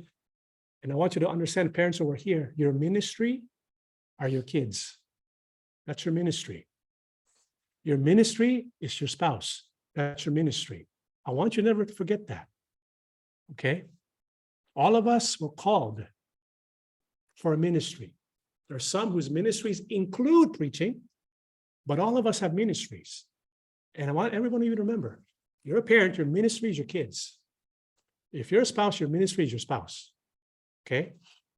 Because of what Yahuwah has said. And so I'm feeling regret. And I'm feeling really sad and down. I wish I could have it all back. So I wept, and I asked Yahusha to weep with me. Help me to weep. Let us weep together, because when we weep together, we connect together. And if you ever cry with someone, you're forever bonded, right? If you ever cry with someone, you're forever bonded with that person. If you want to be forever bonded with Yahusha, cry with Yahusha. Right? And so that's the first stage. Second stage, okay. Death, I accept the reality. They're adults now. That's the reality of life. I accept that. And so I talk about the times when they were kids. We went to the beach. I saw a photograph of I was holding my 2 kids on the beach, and Jenna was making this funny face, right? And so I want to talk about, and then I want to thank Yahuwah, thank you, because I had 18 plus years with my kids when they were living under my roof. So I'm thankful for that, right? And so, and then I can ask Yahusha, what do you want me to learn from this? What lesson do you want to teach me? Make it count. Make every day count. You kind of learn that lesson, right? Make every day count, because you're going to see your kids again. You're going to see you have a spouse, you have friends. Make it count. Make your relationships count.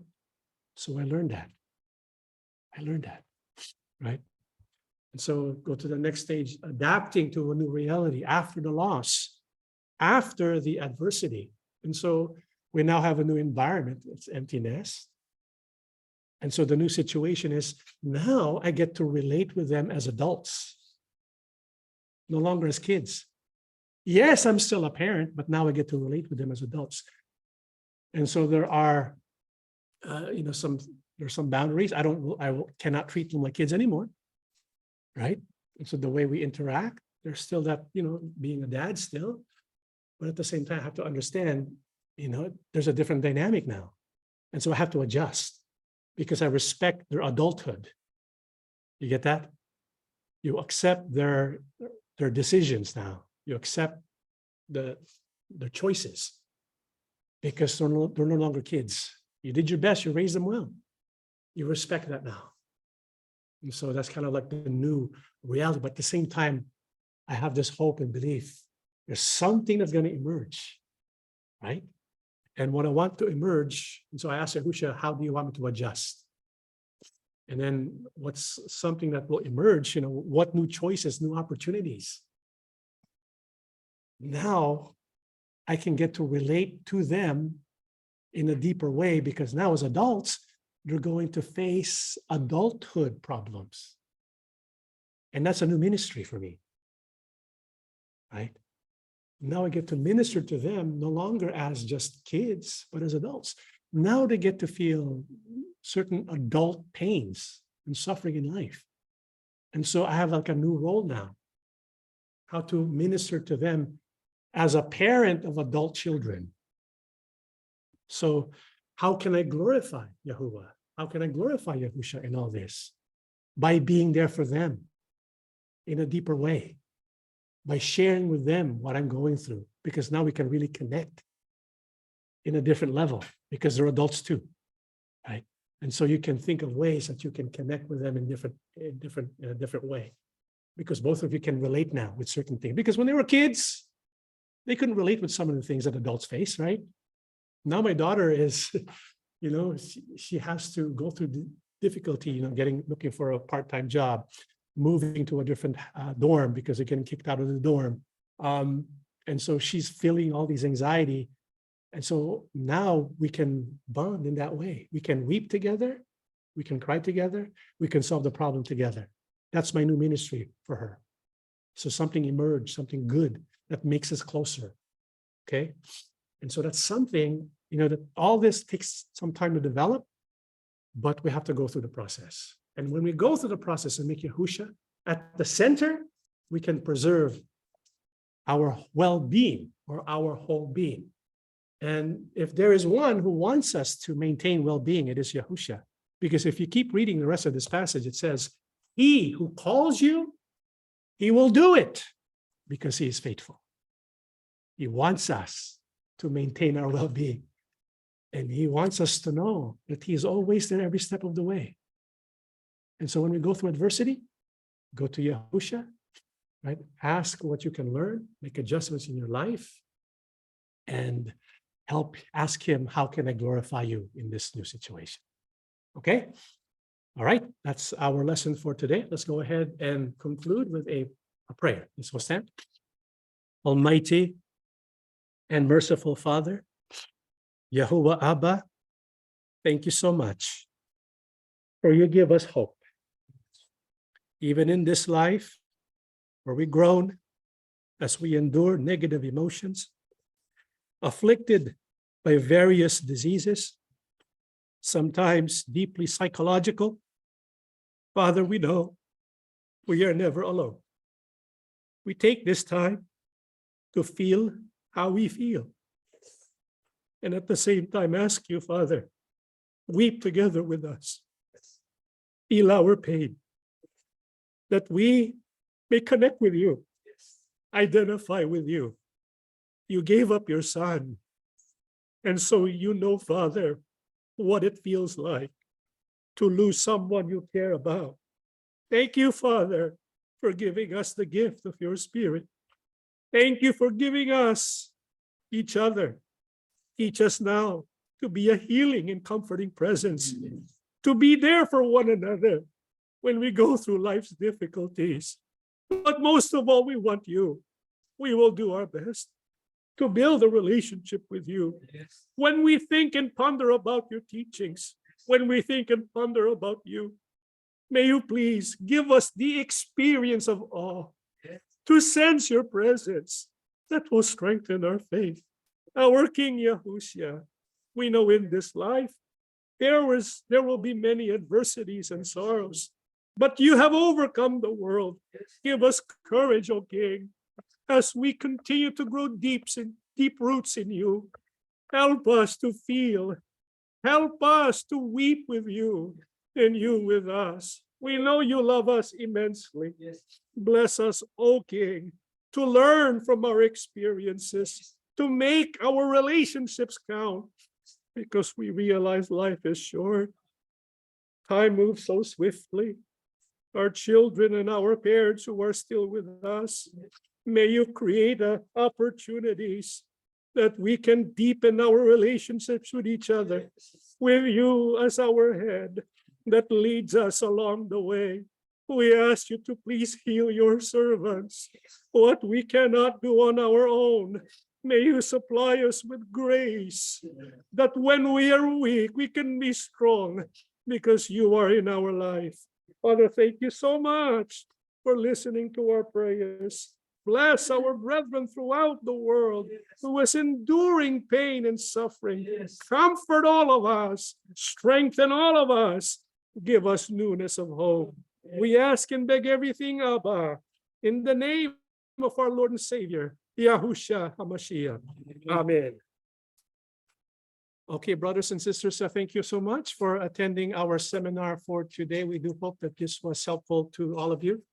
We will have other installments. Next time we'll talk about, some of the things, some of the thinking patterns that can help us to develop a better and greater and deeper well-being. So this will be an ongoing project.